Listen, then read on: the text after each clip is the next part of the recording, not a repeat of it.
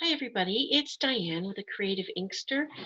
I'm an independent Stampin' Up! Demonstrator and I want to show you a really neat card fun fold that I received as a swap. So one of the demonstrators I know in Canada named Jackie Topa had sent this one out as a swap card. This is actually my first recreation of it, but it was a really neat idea and I really liked it. So here's your front of your card base, and then when you flip open this side, there's a panel here and two panels here and the back. So it's kind of like a little booklet. Someone, a friend of mine, Tamara, was saying that her daughters would use it to write their Santa wish lists in. So kind of a neat idea. So I'm going to turn off the camera with my face and just show you how to put this together. Alrighty, here we go. First thing you need is a card base. And you need a long one that is 11 inches long by 4¼ inches wide. I just have it in my Simply Scored tool right here, right now. I'm going to score it in half at 5½, and then I'm going to score it at 4½. So I create that extra fold piece.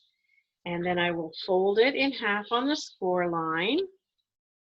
And using my bone folder, I'm going to crease it so I get a nice good press, and then I can crease sort of this edge back so that that's ready to open the card like that. Okay, set that piece aside. Then for the insert, this piece measures 8½ wide by 4¼ long. Double check that that measurement makes sense. And so then what we're going to do is again score this guy in the middle, which would make it at 4¼ inches. I will score along there at 4¼ inches. All right, so this piece is ready to go. And actually, it's going to be a little bit tighter inside my card. Oh, no, that's perfect. Okay. It's going to be just right. Okay, so what I did with the blue piece that was on the front is I cut a little hole out of it. You can use any circle, square, oval, whatever shape you have, but I have this new set called Birds and Branches. It's a stamp set with matching dies, and one of the dies actually cuts it out like this. So it looks like a beautiful little window with some decorative edges. There's just one little piece to poke out of there. So that's what I did with this card, is I did it that way. All right, and how we're going to bind the edge is with some adhesive inside here, but we're also going to poke some holes. You could just adhere it with the ribbon, that would work too. So let's work on the inside piece. So here's our inside piece. I'm just going to move this Simply Scored out the way. So in my inside piece, it's going to open like this. I have decided to do a little sponging. So here is my petal pink, sorry, Blushing Bride, apologies. And I'm just going to add a little bit of that over the top. And I don't want it to be too dark, but I want to make sure I get some ink on here. So just going to very lightly sponge left to right on there. I had kind of scratched it off on the right. And then the next color I'm going to use is the Balmy Blue. I have that one too. So again, I'm going to ink it up on the sponge, but then I'm going to go over here and just kind of make sure I take some of that off so it's not too much. You can add more colors. I'm just going to add the 2 colors. Just makes that white not so stark on the background there. And I'm just closing up some ink pads here. Then to have a little bit darker color for the greeting, I'm using Misty Moonlight, which is one of our new ink colors. And my greeting, for the way this card works, is you can have one greeting on panel 1 and a separate greeting on panel 2. So that's what I'm going to do on the front of here. I have this one that says Cherished Friend, and then I have the one that's going to go on the outside panel, Miles Apart but Still in My Heart, and then Cherished Friend. So I'm going to do them in that order. So I'm going to ink that up and then put that down here. And actually I should probably pull in my card base so I can see where it's going to kind of land. in here, so I have a sense of where that's actually going to go. And I'm okay that it does, all the words don't show rather right through that die cut. So I'm going to put it right in the middle of where the pink and the blue are. So ink it up. And just between the pink and the blue, I'm going to stamp, hopefully straight. And there we go. Miles apart, but still in my heart. And then on the inside, which it doesn't matter where it goes exactly, is cherished friend. Let's stick that in here. And then to add something to this card, I'm going to add some blue and pink little flowers that also come out of this Birds and Branches stamp set. So it doesn't have any greetings. So that's why I chose a different stamp set for my greetings in this one. And I chose Lovely You. Has some really nice scripty fonts. I like that little flower from the Birds and Branches. So I will start with the blue. And I find that the balmy blue is going to be really much darker than I want. So what I'll do, I'm just going to move these out of the way, is I'm going to stamp off once, ink it up, stamp off, and then put a little flower on. And then it's much fainter and just kind of gives me a different level of color. So I'm doing that in all the cases of stamping it. And then I'll now clean it off real quick.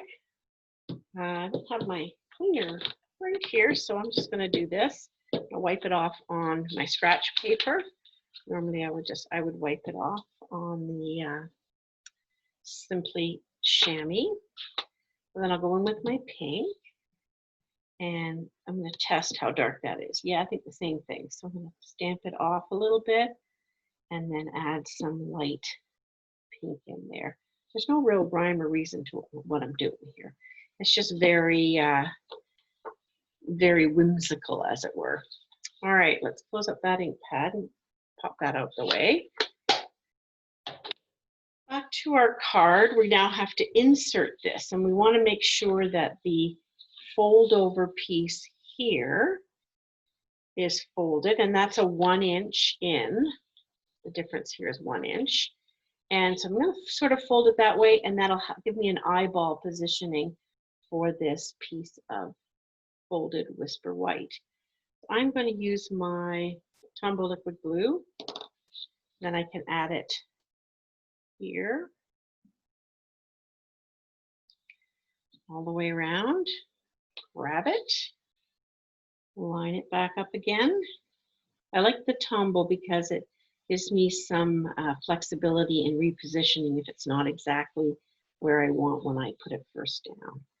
All right, so, and then on here, I'm going to put a little bit of adhesive down here too, but I still want to be able to punch a hole through it. So just enough to kind of hold it in place. I'm going to go on the outside knowing that my hole punch will be on the inside. There we go. And put that down there. And then I have an older hole punch that we no longer sell, but you know, I'm sure you can find something in your stash. And if it's really important to line it up, you might want to measure it out. I'm not overly concerned. I'm just measuring that the top of this circular piece is at the fold and get it somewhat even. It's a little forgiving as well. And now I'm going to add my embellishment, which is this piece of Pear Pizzazz die cut, and that, as well as the bird, which has been stamped, come from the Birds and Branches set. I'm going to add a little bit of color to the bird. So I did him in the Misty Moonlight. I'm going to take the Blushing Bride, and I've already squeezed previously some ink onto the base of it, and then I can just lightly add some color in here. Just add a little bit more to this bird. So just a wee bit there. I'm using a blender pen, which is sold in a 3-pack, and very handy for the various different colorings you might want to do. You can just pick some up off the lid there. Don't ever go right in your ink pad because there is some liquid in the blender pen and it will dilute your ink pad.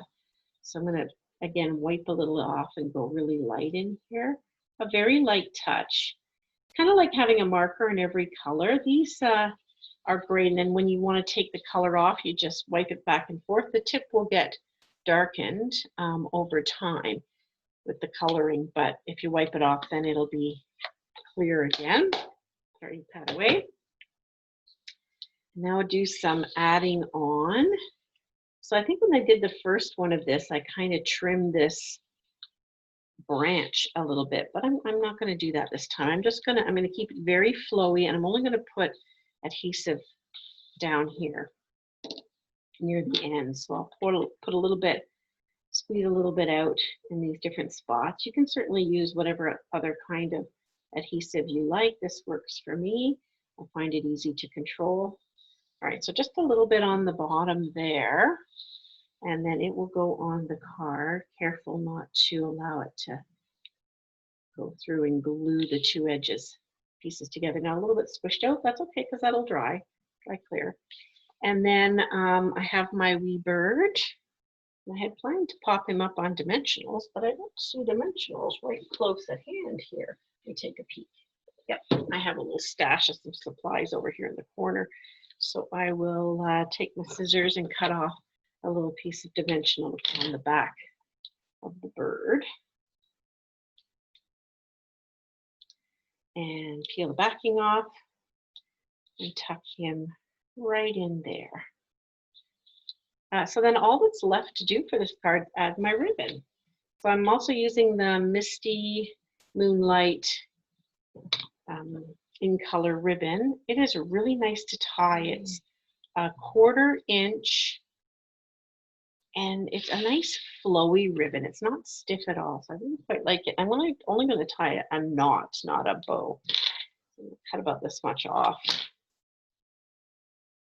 And slide it through there, through the back, so that it comes up the front. And then I want to add a little piece of, bring that with me. Just going to add a little piece of this other kind of ribbon in between it, but I don't have it here right handy, so that's okay. I can always add it later. So I'm going to tie a knot to pull this together and create that seam. And there you have it. I'm just going to trim off my little pieces. Little pieces off. And you could add embellishments and some rhinestones or whatever you like to finish off the card. I kind of like it just the way he is right there. So that's a card for a cherished friend and how to do this booklet card fold. Hope you enjoyed it. Thank you.